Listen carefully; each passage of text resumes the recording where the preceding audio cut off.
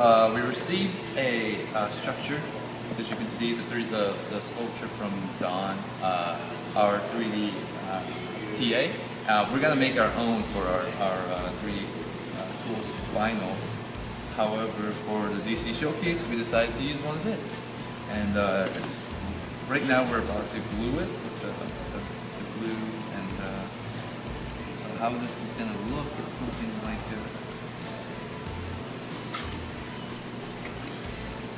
It's gonna fit. I'm not sure how this was gonna fit.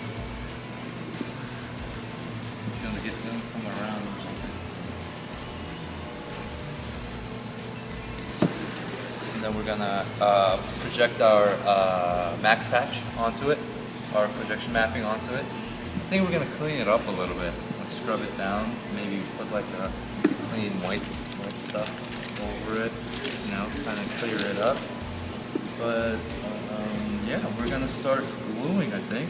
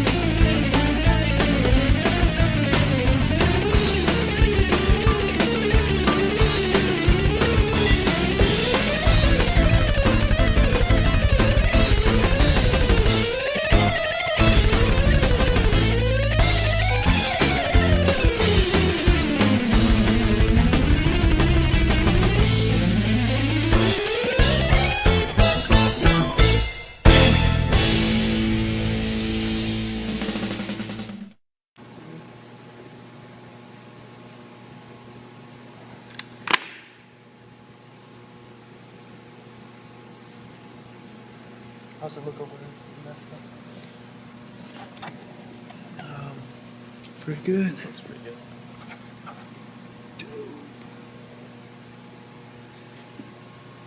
All done. Look how cool this is. Alright, now we got a projection. So here's our max pass for Rainbow Snow projection mapping. So initially we start with our original projection mapping patch that we received, and we cut up a movie that we have patched here. So it picks a random movie from 0 to 6, and each movie patch is sound reactive. So the louder it gets, the faster the snowflakes fall going to that movie. And as you can see, these movies are cut into 4 columns and 4 rows, sent into all of these different sends, which goes to here, receives, and these videos can be projected mapping onto the example, which you will see right here to the right. If you go higher, it kind of helps.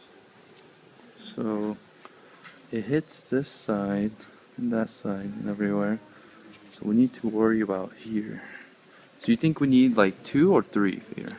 I think you can do it too. On the better hand, I mean, we have a projector set up. Yay! So here's our first initial testing setup. We have our max patch going on right here. We have made 2 screens. So this screen right here is going with the awesome duct tape projector we created, and projects it onto the thing, the box, that shape. And as I talk louder, it moves the snow faster. That's pretty cool, huh? Interesting. Here we are, working on the max patch. Thomas? So I just cut it up to top It left. is now 1:45 a.m. Top left and top right. And we are working on scissoring the different videos so that we can manipulate them onto our sculpture. top left, top right. And How would then that work? Focus and determination. You can see box 1 or color 1 is all set. This is now color 3. And he is just dragging each corner into its respective place. Because we're trying to make it flow right.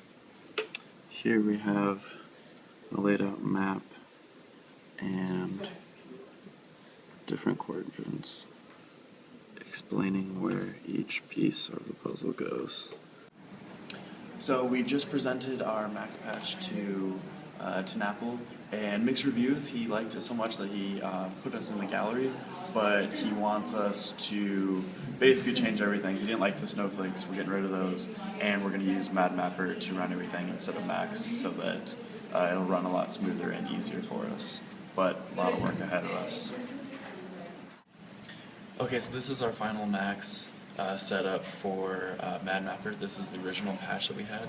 This is our sound reactive component where if you clap, then it will move to the next sequence. We have 8 sequences set up, and it will choose one of these videos to play from each of the different positions. We have 6 positions set up right here, and those positions are then displayed on this, and then from here it is siphoned to MadMapper. Here we are preparing our sculpture cube to the power of 3D using MadMapper. Has officially saved our lives. Here is the actual MadMapper program that we are manipulating onto the surfaces, which is right there, and it looks like that, and from that projector.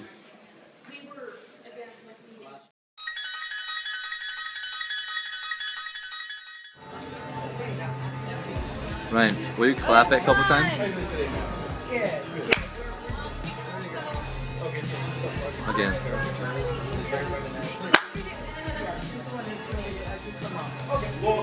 Again? One last time? One more time.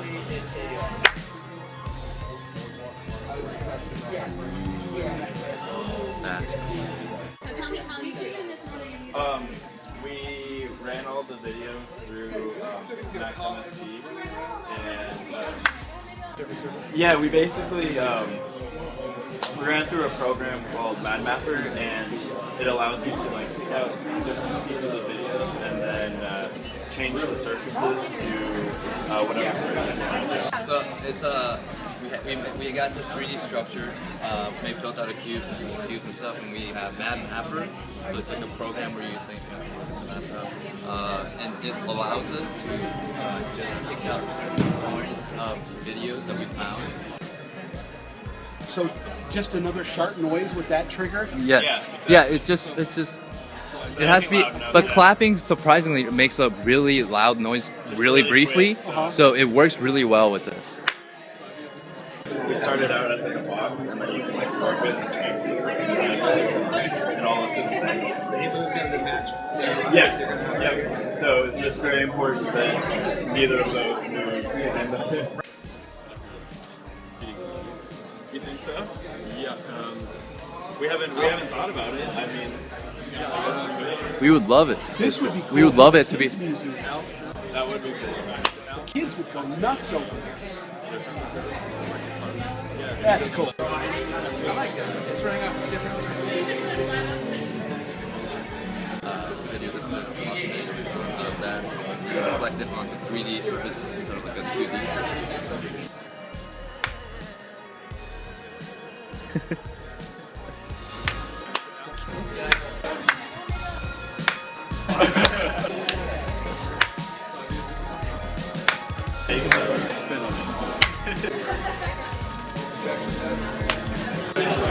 Ryan, is your last name?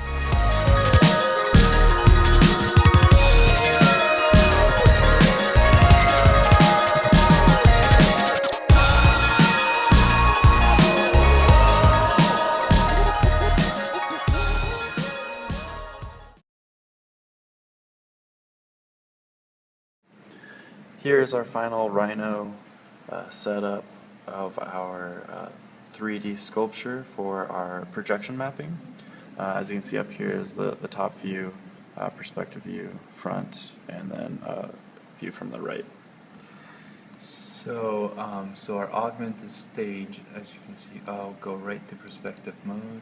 As you can see, it has a lot of curves. We decided to move away from cubes and try to work with a lot more circular, a lot more angles and more wave-like feel, if you can see as you go from left to right.